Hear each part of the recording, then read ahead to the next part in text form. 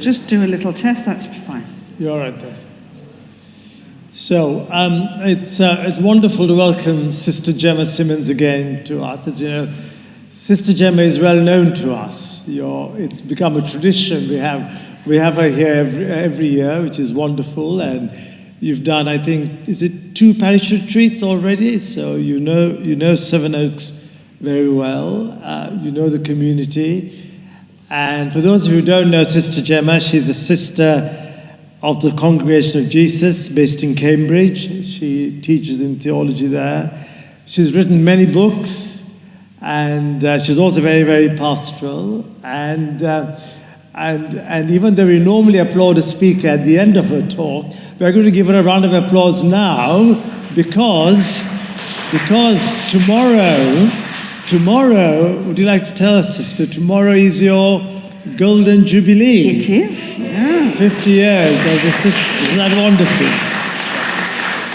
So it's a very special day, and thank you so much for coming to see us. So over to you, Sister. Thank you very much, friend. I do wish to explain that I was taken into the novitiate as a baby, straight from the baptismal font, with the waters of baptism barely dry upon my baby brow. This is why someone as young-looking as me ends up having a Golden Jubilee, just to explain to you. So, first of all, how lovely to be back in this wonderful community, and I thank you so much for inviting me. And I was asked to speak about hope, and that's a pretty good thing to speak about. But I'm aware that at the moment in various parts of the world, hope is in rather short supply. And hope is in rather short supply, not just because things are not looking very hopeful, but because in many ways we seem to have lost or many people seem to have lost their grip on reconciliation. And it's becoming terribly easy to kind of fall into factions in such a way that when somebody seems to represent another point of view, they are condemned out of hand. I happen to have spent actually a very Anglican day because I've been working with various people within the Anglican Church. I do quite a lot of work. I'm actually a canon, would you believe, an ecumenical canon of the Church in Wales. There you go. And it's no secret, I think, that our Anglican sisters and brothers have been having a pretty rough time lately, a really rough time. And I spent some time today with 2 different bishops, both of whom are really, really hurting. And they're hurting because their own communities are splitting apart and they feel that there's nothing they can do because they cannot bring either side to believe that the other side has anything good about them at all. And I said, it's really difficult as someone who's meant to be the pastor, who's meant to be the person caring for these people. I can barely keep them from, ripping each other's throats out. And it's very hard. And it's terribly easy. You see it on the internet the whole time at the moment. And, if any of you've got friends in the United States, you will no doubt hear a great deal of pain there from people who just suddenly appear not to be able to talk to each other at all. And I was thinking about this, and then going back in my mind to the fact that we have a sacrament of reconciliation. And I don't know about you, I'm sure that you celebrate that sacrament beautifully in this parish. But I have to tell you that generally speaking around the country, the the bottom has fallen out of the practice of the sacrament of reconciliation. You know, relatively few people availing themselves of the sacrament. And I may be wrong about this, and it's only a personal view, but I suspect the reason for that is we've laid a lot of emphasis on the sacrament and not a great deal of emphasis on the reconciliation. Because it's just so easy for us to go in, you know, bless me, Father, for I have sinned, here's the shopping list, blah-de, blah-de, blah-de, blah. I did this and I did that and I didn't do this and I didn't do that and I'm a naughty boy or a naughty girl. Amen. And the priest tries to say some words of wisdom, often does, and gives us a penance, and we come in and we say the penance and off we go. And that's the end of the story. And so we don't actually feel reconciled. And very often we've not been through much of a process of reconciliation because we don't actually think it's part of the deal. We don't think it's necessary. And yet, if we think about it, one of the first readings we have at the beginning of Lent is that reading where Paul says to the early church, you know, we are ambassadors for Christ.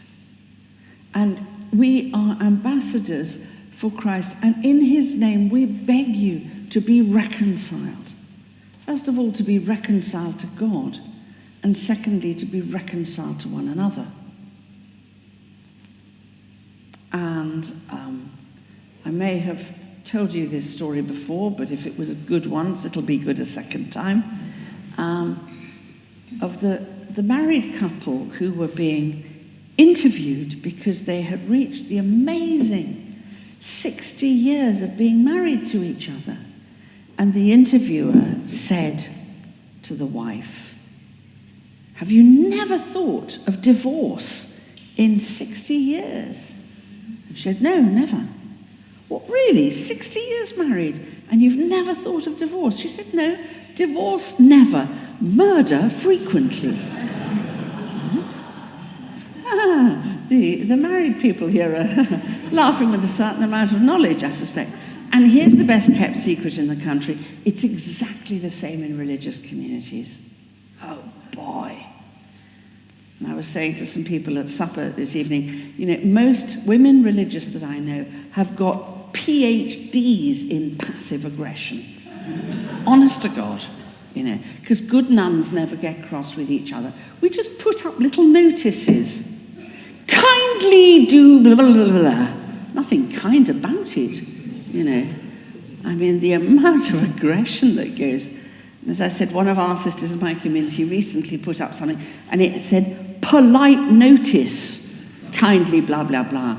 And I was just desperate to put one up that said, rude notice, go to hell with your notices, you know.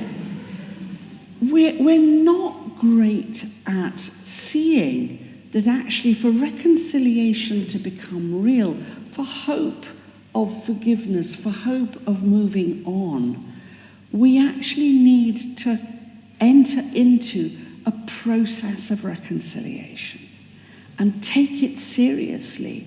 And that's why the sacrament is called a sacrament of reconciliation.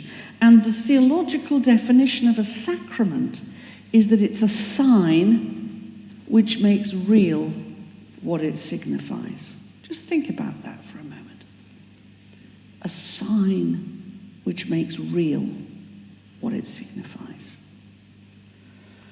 So if reconciliation makes real the words and the sign of the sacrament in the name of the church, I give you pardon and peace, then somehow there needs to be a real giving and receiving of pardon and peace to those we have injured and from those who have injured us. Easier said than done. And some kind of interaction of reconciliation between ourselves and the world around us. Now, I spent 25 years of my life as a volunteer chaplain in Europe's biggest women's prison in Holloway in North London until it closed in 2016. And we did a lot of work in what was called then restorative justice. The purpose of restorative justice is to try to help both perpetrators and victims not to get locked into the crime, so that the crime becomes the thing that defines their lives for the rest of their lives. Now again, that's easier said than done. And earlier this term, I had dinner with a very good friend of mine called Jane. Jane and I were at university together, and Jane subsequently married and had 2 daughters, went out to live in Hong Kong, where she brought up her daughters. And one of them, Becky, was very bright, and Becky got a job in the Foreign Office. And she got a posting to Lebanon. And while it was very early on in her posting, she met somebody who asked her out for the night, and he ended up murdering her. Becky was 26 when she died, at the hands of a man who could not take no for an answer. You know, the first time I saw Jane again after Becky had died, I simply had no idea what to say to her. What do you say to a mother whose beautiful, clever daughter has died at the hands of a man who just had no self-control? And Jane has spent the subsequent years, she heads up a campaign for what she calls Becky's Button. And Becky's Button is an alarm that she goes around handing out to girls in schools and young women in universities and colleges, and talks to them also about safety. And basically how not to get yourself, if at all possible, into situations where there is no help available. But she also works very hard at trying to help people to talk about anger and to talk about their own rages and things, and work with what drives them. And it's been a remarkable thing to see how she has turned Becky's death into something positive to do for women and for young people. That is because, she says, and I can quite believe it, I do not want Becky's death to be the only thing that people remember about her. And I don't want Becky's death to be the thing that defines the rest of my life, or my husband's, or my other daughters. There's got to be something beyond that. And amazingly, Jane, you know, she's fascinated by faith, but she's not got a religious faith herself. But she often asks me about what the Catholic Church teaches about reconciliation, about forgiveness, and tries to get her mind around that. I can only admire from a distance someone who has suffered losses that, thank God, I have never had to face. But I've learned a great deal about her conviction that, you know, reconciliation is indispensable. So it's about hope that is embedded, the hope that is embedded in reconciliation, that I want us to reflect a bit this evening. I was looking the other day at a book called Healing Wounds.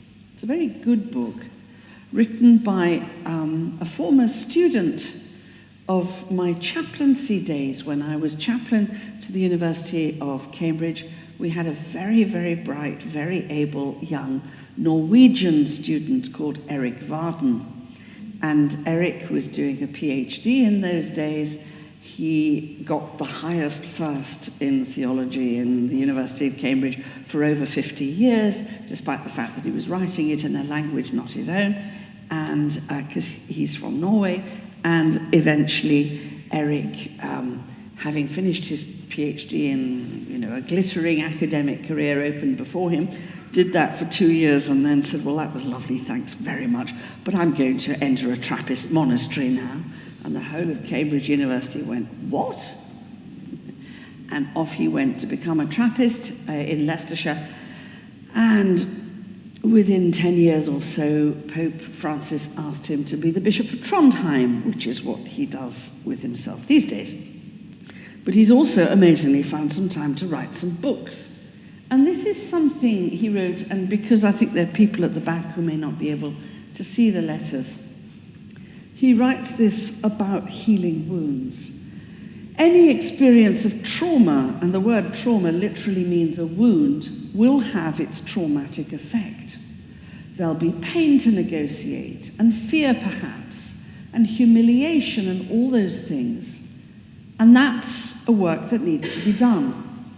But any traumatic experience has the potential precisely to come back to a theme we talked about earlier on, that of deepening my compassion. Let's not forget that compassion means a suffering with. It's insofar as I have the experience of what it is to be in pain in whatever way, of what it is to sustain this particular wound, that hopefully the penny will drop. I'm not the only person in the universe who's actually wounded. And the person next to me may be visibly or invisibly wounded in a way. And I think, well, if this thing that I'm carrying is hurting me like this, I wonder what sort of hurt he or she experiences.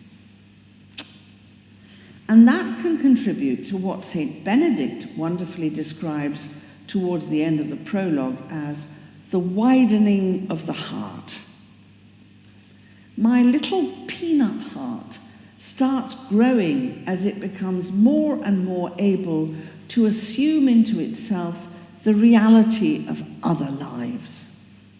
It starts growing step by little step towards the dimensions of God's heart, which is a heart without any limitations at all.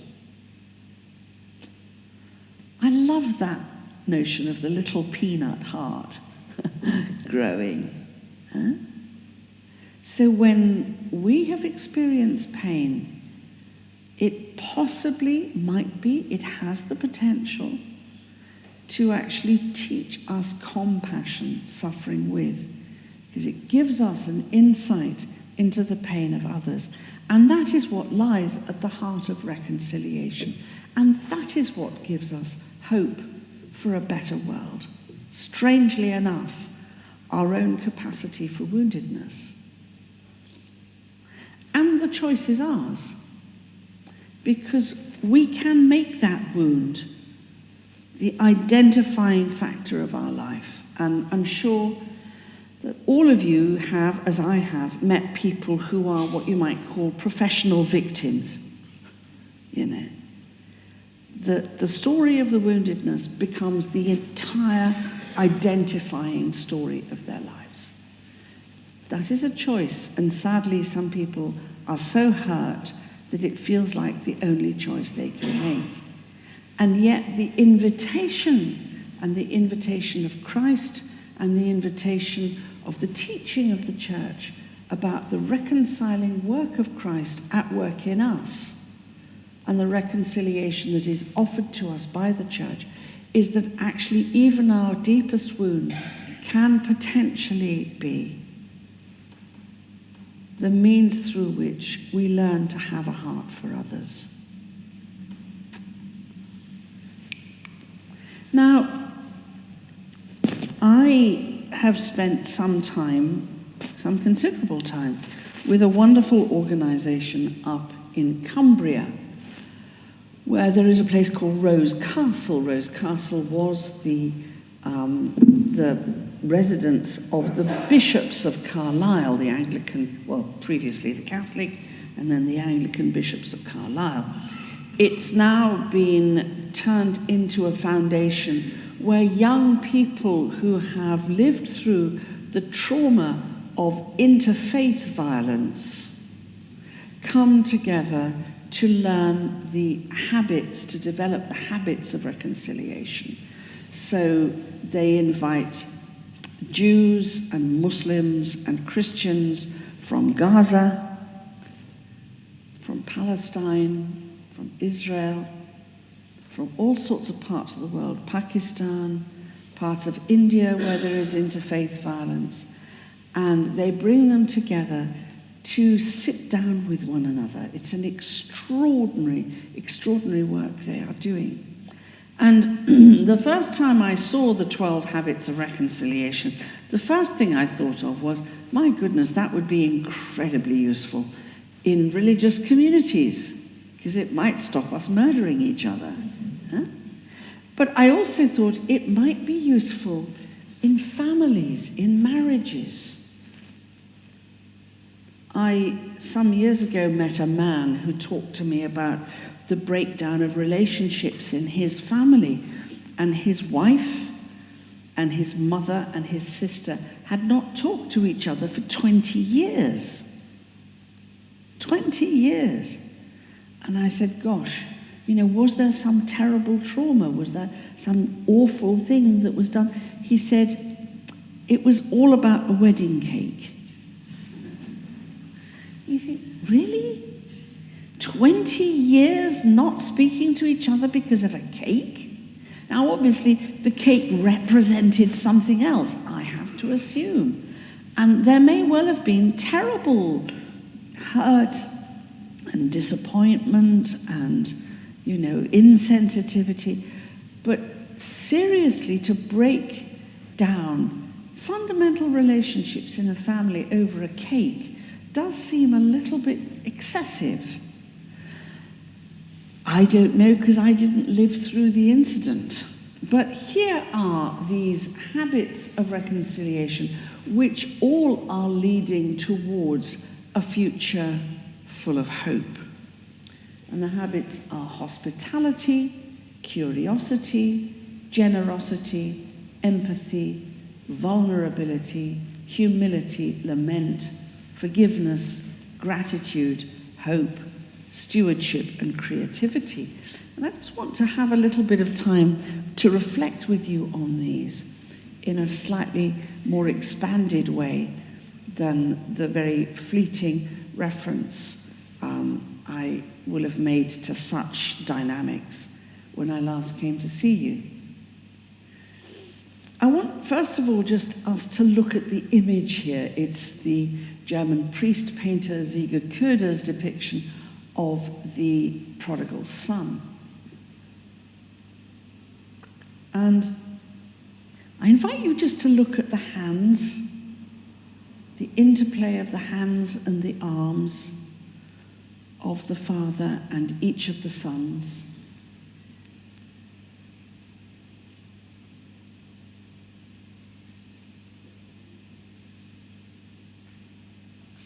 And the way in which the father and the younger son are leaning into each other.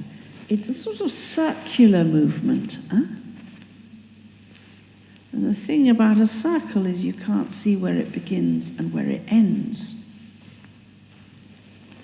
And then just look at the arms and the hands of the older brother, all sort of squinched up together. Absolutely closed, clenched into his body. I am not going to reach out.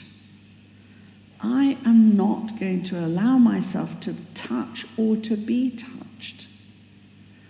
And of course, the one who is most deeply wounded here is the elder brother. Because that sort of closure in on oneself is ultimately hugely damaging to oneself. And we recently had read the Gospel of the woman taken in adultery. And there's a little story from the Desert Fathers. There's a wonderful set of stories that go back very, very early in the church. The stories of the Desert Fathers and Mothers the people who from the 2nd, 3rd century onwards fled into the desert to begin what we now call monastic life. And this is a story about Abba Moses, Moses the Black, a very famous African saint of that period. A brother at Sketis committed a fault. A council was called, to which Abba Moses, who even then had a great reputation for holiness, was invited, but he refused to go to it. Then the priest sent someone to say to him, "Come, for everyone's waiting for you." So he got up and went, and he took a leaking jug, filled it with water, and carried it with him. The others came out to meet him and said to him, "What's this, Father?" The old man said to them, "My sins run out behind me, and I don't see them. And today I'm coming to judge the errors of another." When they heard that, they said no more to the brother, but forgave him. Abba Moses knew and was making very clear by his prophetic sign of the leaking jug that, when we come in judgment and condemnation of another, we are, all of us, conveniently forgetting what we bring to that judgment, namely our own sins. And of course, that's precisely what Jesus says to those who had come with the stone to stone the woman to death. And what we see in this painting very particularly is the people who'd brought the stones leaving.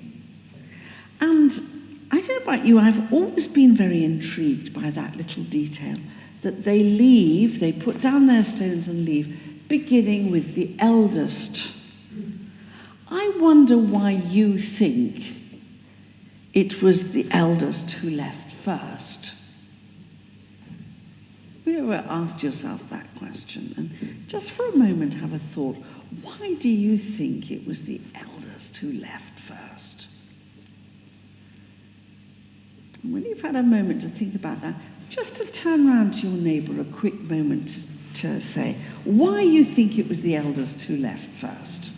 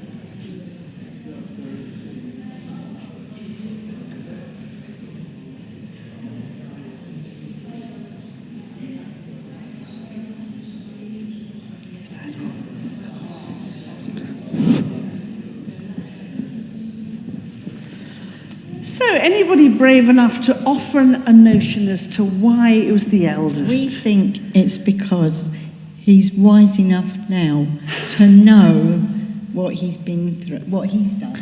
I think it's a very good call. He's wise enough to know what he's done. Any other offers? Yeah, back here. Lead by example, because elder leads, everybody else will follow him. He knows that, yes, the others will follow. He cannot judge. Sorry, I can't. Thank you. And maybe a moment of shame, having been the person who led them all to stone her in the first place, kind of. may also be, if you're leading people by example, you might also lead them by bad example. Was there a hand here? Yeah.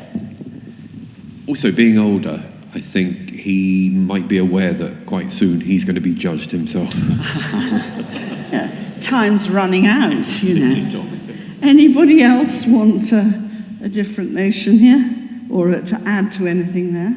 He has the longest life, and therefore can think of many sins. He's got more sins to think about, yeah? Yeah, I think all of those things. And I suspect, I don't know about you, but I think as I get older, I kind of lose my illusions about myself. I hope I do. When you're young, you think it's all going to be, and it's wonderful that the young are full of idealism. But sometimes idealism can be quite merciless. Because it's easy for us to have high ideals when we haven't experienced in full measure the frailty of human nature. So maybe when they started to think about it, the oldest among them began to be able to be a little bit honest about themselves. And the thing is that knowing that we are sinners, that is not bad news. Dear friends, knowing that we are sinners is good news, because it's knowing the truth. And it's knowing how much we stand in need of God and of God's mercy. One of the translations I remember reading once of the first of the Beatitudes, blessed are the poor in spirit, is, blessed are those who know their need of God. If we don't think we need to be forgiven, well, Jesus himself had something to say to that. When, again, it was a woman. Funny how that's a theme, isn't it, girls? Anyway, again, it was a woman, with a bad reputation who burst into the dinner party of Simon the Pharisee and began to weep all over Jesus' feet. And, if he was really a prophet, he'd know what sort of a woman this is and who it is that's touching him. And he turns around and says, I tell you, her many sins must have been forgiven, or she would not have loved so much. And Jesus makes a direct correlation between someone who knows they're a sinner and their capacity to love God, because they know they need God. If you don't think you're a sinner at all, God is just an additional extra, really. So, of the habits of reconciliation, hospitality, inviting people in to your space and being willing to go into their space. A person can't be an enemy if you bring them in. And the worst, any of you have ever been to Glencoe, the dark legend of the time in which the Scottish clans betrayed hospitality. And the betrayal of hospitality is a terrible thing in any culture. And, if you don't think that's true, or that the young don't understand it, ask anybody who ever watched Game of Thrones. And the Red Wedding, was a terrible, terrible moment where there was a massacre at a wedding. And, the young who I spoke to, they understood very well what a terrible thing that would be to do.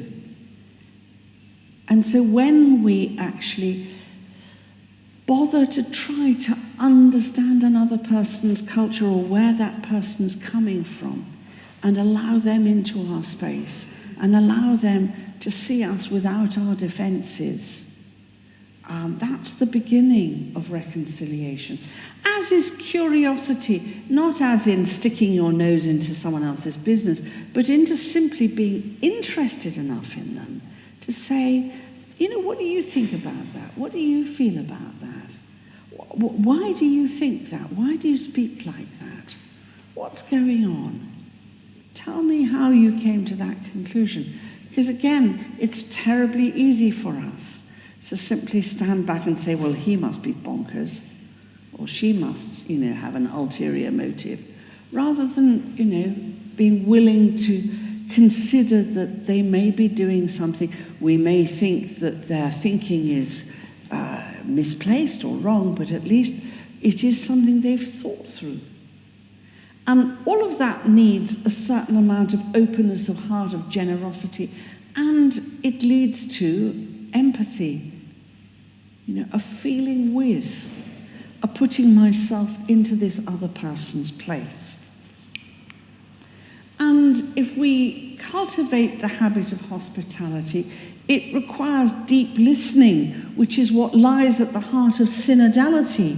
That is why Pope Francis has been so insistent that the whole synod was based on deep listening. I had an extraordinary experience last year. I was asked by the prioresses of all the Carmels in this country to facilitate a meeting. They came together and they talked about some really, really difficult issues. And one of the issues they had to talk about was the fact that there are too many Carmels with too few people in them, and some of them would have to close. And every Carmel is independent, and they are very, very different from one another. And so for people who've been enclosed in the same community for 30, 40, 50, 60 years, the thought of closing down your community and having to start all over again somewhere else where things feel unfamiliar, it's utterly terrifying.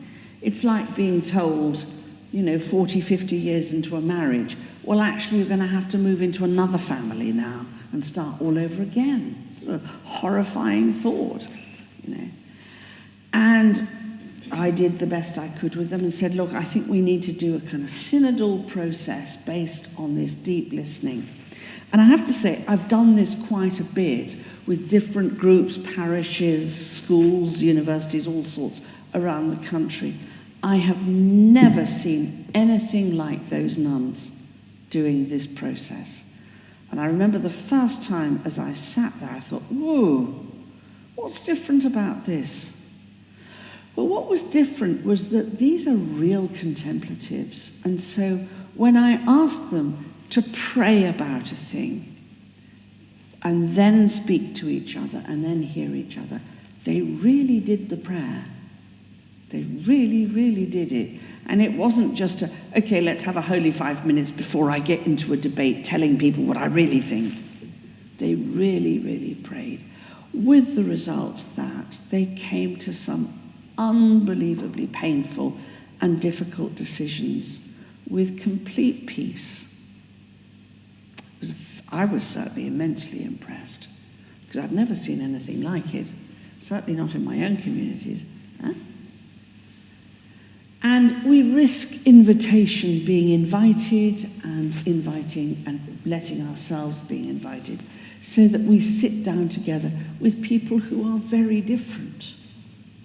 And just for those of you who've not seen the picture on the left before, some of you I know have, it is Ziege Köder, as I said, was a German priest. He was asked to paint a painting of the Last Supper for the German college, the German seminary out in Rome. It's a seminary where the future bishops of Germany are all learning to be priests, and this is what he painted. The first person on the left of the table of the Last Supper is a Jew in a Jew's prayer shawl.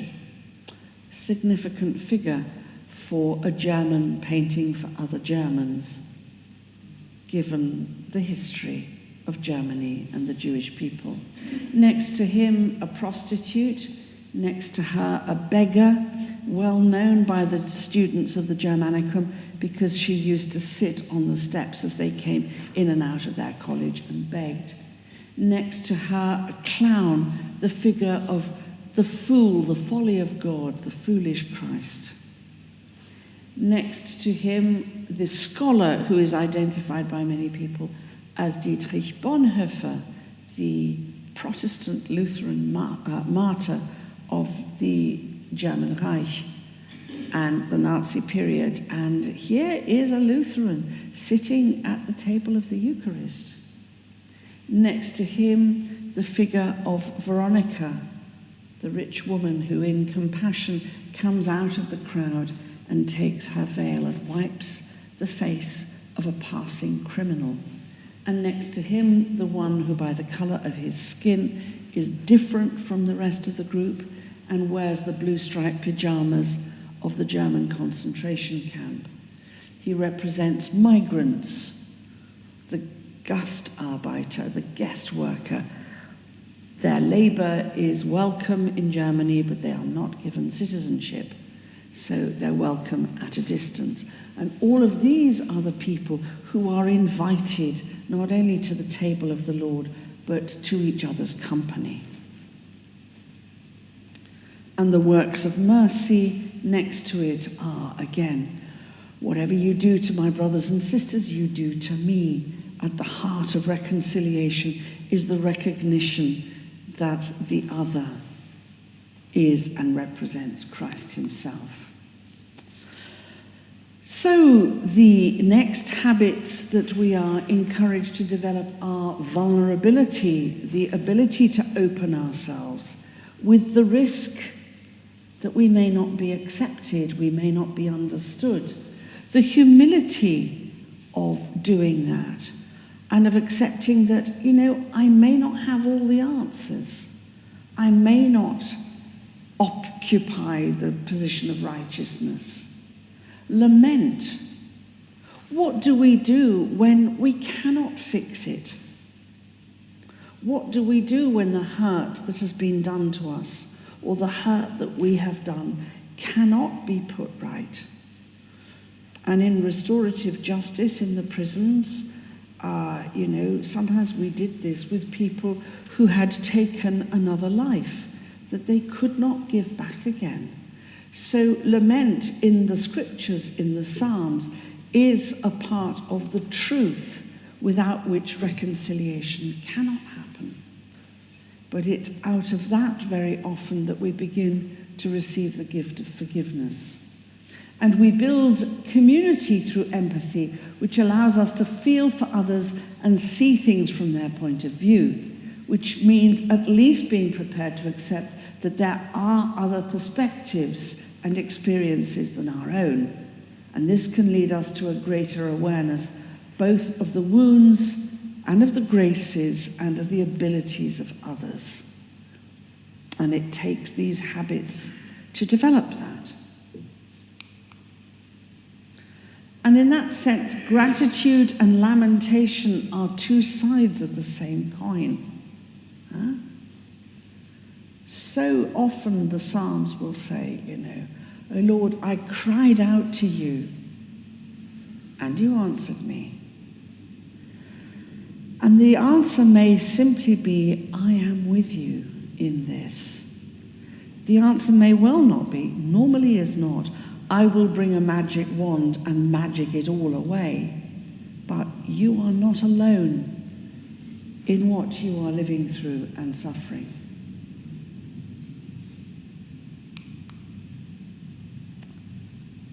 And the radical risk, as I said, of vulnerability is that of opening up to others.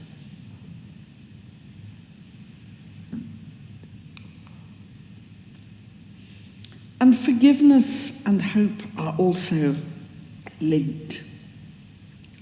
Where there is no forgiveness, there cannot be healing. And so I wonder, and again, I don't know about you, but I've often wondered why in the Our Father, Jesus links forgiveness and daily survival. Give us this day our daily bread, without which we cannot survive. And forgive us our trespasses as we forgive those. And some of you I know have heard me say that I, again, find that prayer very, very challenging to say. Particularly that bit about forgive us our trespasses as we forgive those who trespass against us. The last thing I want God to do is to forgive me the way I forgive other people. Because the way I forgive other people is partial and is conditional. I'll forgive you, but make sure you never do it again. I'll forgive you, but I'll make you grovel for the rest of your life. I'll forgive you, but I'll never forget. And I will keep a record of it. And if you ever look as if you're going to do it again, I will bring it back over and over and over again. That's how I forgive people. I do not want God to forgive me like that. I want God to say, as he says in the book of Isaiah, I have thrown all your sins behind my back, where I can't see them anymore.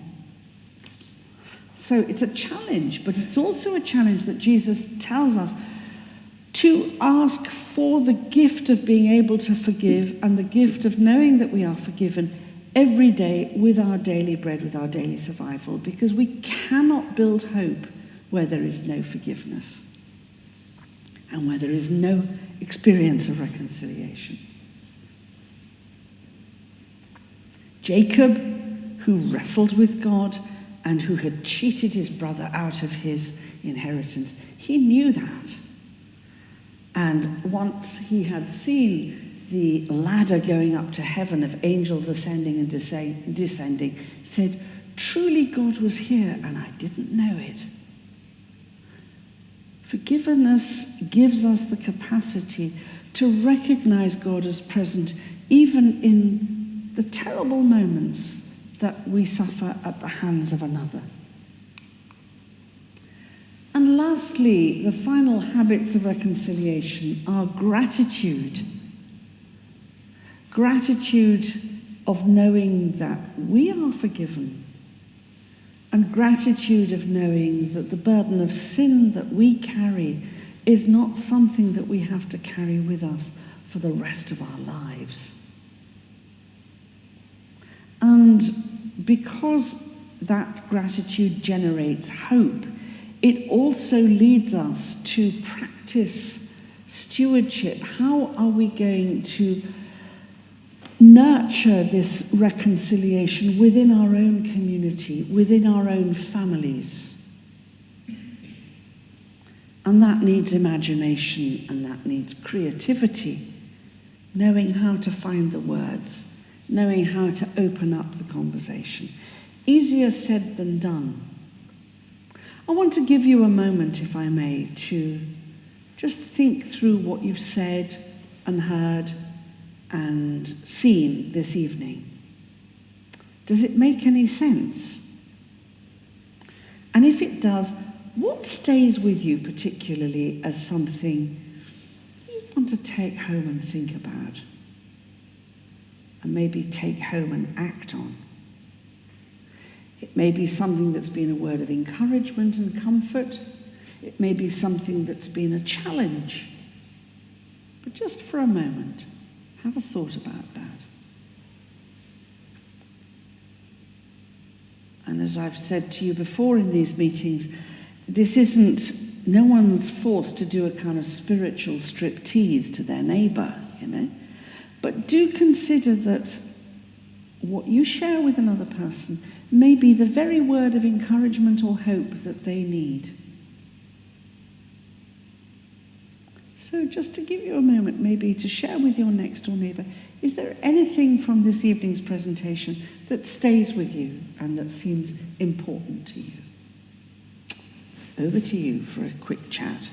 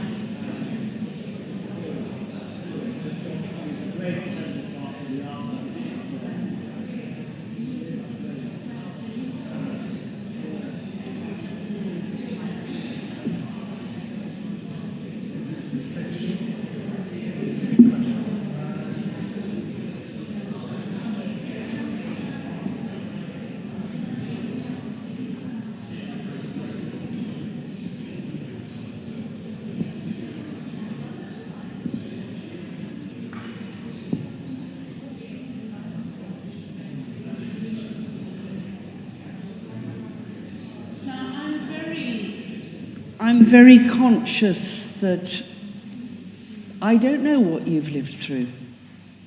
And it may be that there is somebody or lots of people sitting here thinking, well, it's all very well for her standing up there and pontificating about forgiveness. She has no idea what I've been through. And that is true. What I do know is that even in a very simple biological way, if you've ever had something that got into your body that shouldn't have been there, a splinter or a thorn or an infection or something, you have to deal with it. You have to get it out. Because if not, the infection will spread. And I think the same is true for our souls. And anybody working in the restorative justice perspective will say that the purpose of restorative justice is to make sure that the worst thing that was ever done to a person doesn't remain the total defining thing and identifying thing of the rest of their lives, that there is some hope of being liberated from this. And in the same way, it's true of perpetrators. I remember in the prison we had a really lovely woman. She was our sacristan. And she had murdered a man while she was under the influence of crack cocaine.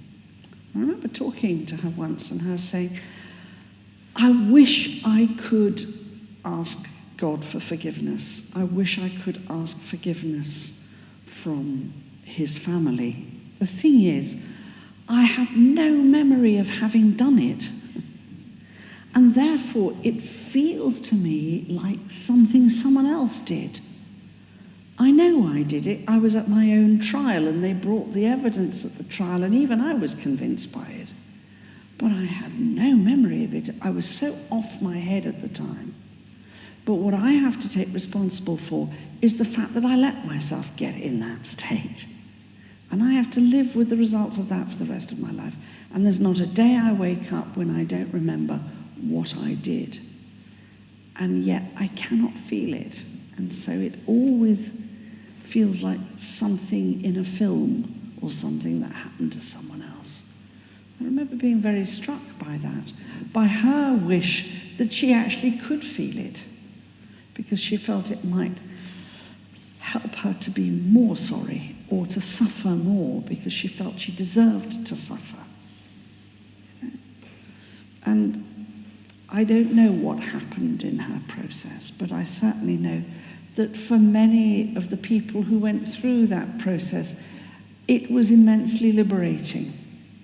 That the worst thing that had ever been done was not the single defining thing of their lives. please God, that is not something we will ever have to deal with, but we still do deal with, quite deep hurts, genuine hurts, that wounds that we carry that have been done to us or that we regretfully have done to others.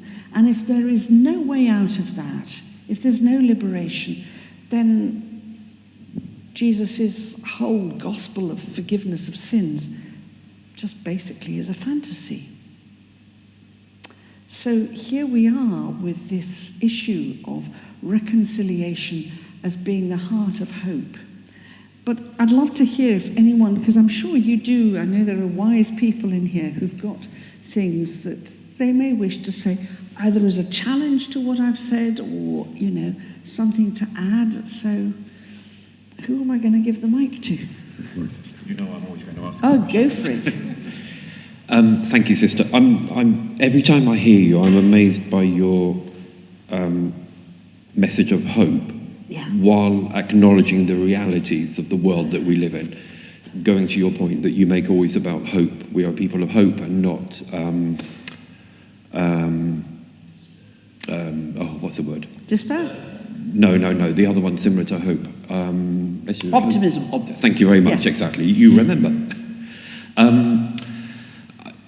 I'm really struck by what you said about your friend's daughter, which is horrific.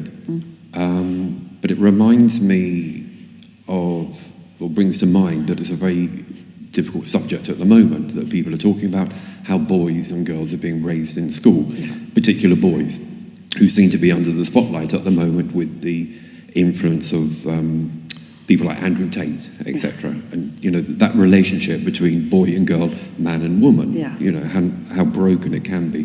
And I know it's a difficult question, but I know you can take it.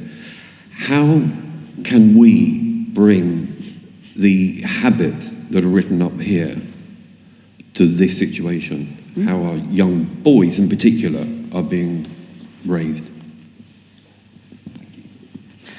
I think, first of all, dads have a massive responsibility, because if you can live an example of masculinity that is both true to itself, to its best self, but also shows that strength does not lie in coercion, that actually strength lies in empathy, in understanding, in being alongside. Where are they getting these images of toxic masculinity from? Many of them, many of them, from the absent men in their lives, the absent fathers, the absent role models. So, if we're going to save our girls, we need to work with our boys, actually. And my own experience in my own family is actually that the boys hurt a lot because they very often don't have good examples of how to work through difficult feelings. And, here's a statistic for us. For every young woman between the ages of 15 and 35 in this country who takes her own life, 3 young men take theirs. That's got to tell us something about a crisis in masculinity where these boys are not being taught or not learning how to process their feelings and how to not be afraid to say that they're hurting. Well, this must begin within families, but I think it begins within schools. And, here's a little secret. I hate statues of St. Joseph. I can't abide them. There's St. Joseph standing there with this great drooping lily. For heaven's sake! He was a carpenter. He must have been a great beefy bloke with big muscles, What kind of an image of masculinity is that for a boy to grow up with? Really? Ooh, look at my giant lily. Come on. At least give the man a hammer or a saw or something in his hand. I think, to give our young men a sense of strength, but a strength that does not derive from coercion. And let's face it, in our political leadership today, we've got more and more people around the world, I am not looking at any particular country right now, which thinks that strength lies in coercion. And so there's a really, I think, a really big and very important, issue. And of course, it's not terribly British, is it, talking about feelings? And nor do I mean that we've got to be kind of, emotionally incontinent. There is such a thing as, taking a deep breath and keeping calm and carrying on. But if we don't teach our young men how to deal with anger, how to deal with loneliness, how to deal with the fear that they might never find someone to share their life with, all the stuff that adolescents go through, then we can't be surprised when they look on the internet for this information and get information that they really don't want. The average onset in this country now for accessing pornography online, 7 years old. Statistically, I'm afraid that's how it is, my friend. Please, Father. Thank you very much, sister. My pleasure. I'm glad to be here and to have heard from you. I just want to speak concerning what, David, you raised. Personally, I feel it is more of approach, because in psychology, it is said that 60% of what we become are largely product of our childhood experiences. So when we see some of this masculine toxicity and all the other sort of vices being exhibited by teenagers and even those young couples, most probably it is what they have experienced or what they have seen that have shaped them to become what they are. And so, what I used to tell people is, before you can be able to say you can forgive or you can let go, you have to heal. There is still so much energy in many of our children, our youths, and when they grow, they don't know how to expunge this energy. And so whatever they see around them, they want to let it out. I worked with a priest when I was a seminarian, a young seminarian, and this priest, I would say he made life miserable for me when I was very young as a seminarian. The reason why I'm sharing this is because of approach. That you don't see a situation as a situation that confines you, but challenges you so that you can change a narrative. That is the only way you can heal. I work with the priest. Anything I did, the priest will always find fault. And he would always see the weakness in everything I do. And at some point, I became discouraged, because I was still very young and I was learning.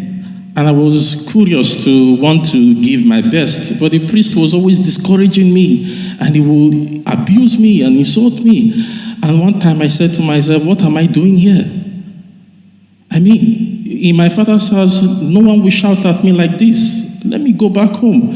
So I packed my things and decided I was going home and to discontinue my seminary formation.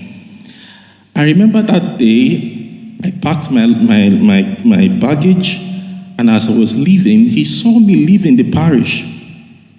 And he sent for me. And when I came to him, he asked me, what are you doing? Where are you going to? I said, I don't think I can continue with this formation. I'm tired. I mean, in my father's house, I have peace. So I want to leave. And he simply said to me, he said, John, I don't want you to leave. You are a good boy. But I can't praise you. I can't tell you the good things you do. Because if I tell you, you will not grow. And for me, that is its own kind of ideological orientation. But there was something I told myself when I left him that day. I said, whatever you've done to me, I will make sure that anyone who stays with me or under me will never go through the same experience. So when I was a parish priest, I had boys working under me. I made sure they were very okay. And I always packed them, and they were always like, Father, you're always too casual. I said, you don't know where I'm coming from. So what am I trying to say? We may go through some experiences that hurt us, but let it be in the past. You can now begin a different narrative. Change the narrative. I mean, if your father, the experience you had in your childhood was very bad and toxic, then change it with your children. Yeah, tell your children, I love you. And when they say I love you, when you tell them I love you, they can be able to express it when they grow older. And so it's more of approach and changing the narrative. Thank you. Thank you so much. And I'm so glad you decided not to be the big bad father. That's a really great thing. There's still time. I think we have time for just one other question or comment. And yeah, please do, Ben. In your first slide, what struck me in healing wounds is, as we're carrying out Passion Week, is something quite different. Is our Lord always appears with his wounds. Yeah. And I'm always curious why that is. And we are stigmata of St. Francis. The wounds feature a lot. I'm interested in how you see that. Well, I think, if I may go backwards a moment. 2 weeks ago, I received an email kind of out of the blue. It was the mother of a former student of mine from when I taught in the University of London. She wanted to tell me that Olivia had taken her own life, and she'd pursued me through the internet because she asked me if I would preach at Olivia's funeral. That's a tough call, And as I sat thinking, okay, what do I do now? I thought back to the 2 hardest funerals I have preached at, both of which were for members of my own family. One, this is my French family, and Pierre, who was of my mother's generation, joined the French resistance when he was 17 with his father and was captured at the age of 19. He and his father were both taken to Auschwitz and eventually were moved from Auschwitz. His father went to Belsen and Pierre went to Buchenwald, where both of them, by some miracle, survived the war. And Pierre always said, the way that I coped with this was to make sure that for the rest of my life, I was better than the people who did that to me and to my generation. And he was an amazing and a wonderful man who never shook off the shadow of darkness. I mean, he had his Auschwitz tattoo on his arm for a start, so every time he looked down at himself, he could see it. But he was determined, rather like the story we've just heard, to be better than the worst that was ever done to him. And I spoke at his funeral, reflecting a little bit on that.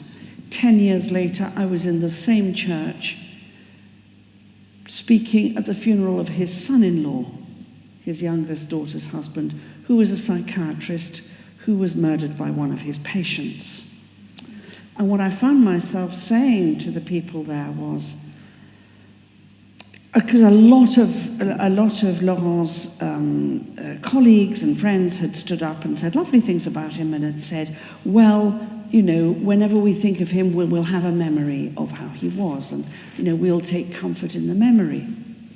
And I stood up and said, actually, Christians don't believe that. Christians don't believe that the most comforting thing we have of people is a memory, because Christians believe that even though we die, we live forever in Christ. And we live forever in the kingdom of a crucified Christ, a Christ whose wounds are there in the kingdom because they don't deny the reality. They don't deny the reality of sin. They don't deny the reality of suffering and pain. But they say, even in the worst things that we do to others, we are never alone because Christ has been there with us. And so I think his wounds are there to remind us that in our woundedness, we are never alone because he is there. And in our death, we are never alone. In our dying, we're never alone because he is there too. And I think that's why his wounds are there in the risen body. So that we don't think, okay, he's now somehow waved a magic wand over suffering and none of us is ever going to suffer again. Alas, that's not true and we know it. But that even when we are in the valley of the shadow of death, he is there at our side. I'd like to end, if I may, give the last word to Eric Varden again. Talking again about woundedness, he says, we are called to step outside our own shadow into the bright light of mercy.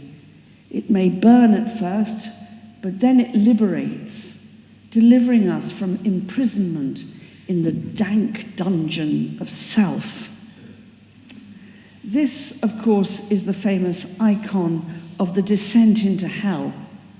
And one of the reasons why we have that in the Creed is because we reiterate as a Christian community our belief that there is nowhere, no place, no physical space, but also no ideological or mental space that is so dark that we cannot find Christ there at our side. Oops, sorry about that. You may be able to see here is Jesus with the gates of hell flattened under his feet, and under here is this figure bound and chained. Of course, it's Satan himself. And in the dark vault of hell below, all those little white squiggles are locks and chains, the things that lock and chain us, the memories, the unprocessed pain that we cling on to. We're called to step outside our own shadow, and that's what he's yanking Adam and Eve out of, into the bright light of mercy, which may burn at first, but it liberates, delivering us from imprisonment in the dank dungeon of self. And that is ultimately what hope is, liberation from the dank dungeon of self. So I wish you all, for the rest of this Lent and this Holy Week, a very, very happy liberation. Thank you very much.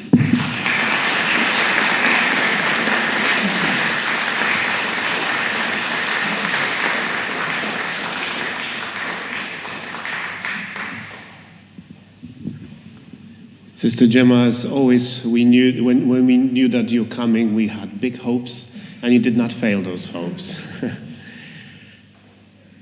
I think it was St. Basil the Great, I don't remember where, but he wrote that he who confesses his sins willingly sees already the dawn of hope. I think that fits very much today.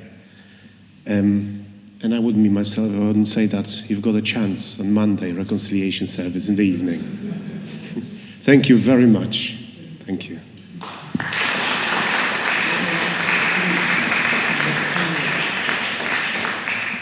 You notice I've got a book in here. It's actually a book written by our next speaker next week, Austin Ivory. First Belong to God. In our repository, you can actually get those books, and Austin will sign them next week. I'm already told Esther that to save me one. So if you've got one book like that, you have to be quick. Hopefully we will see you here, and bring a friend. God bless you.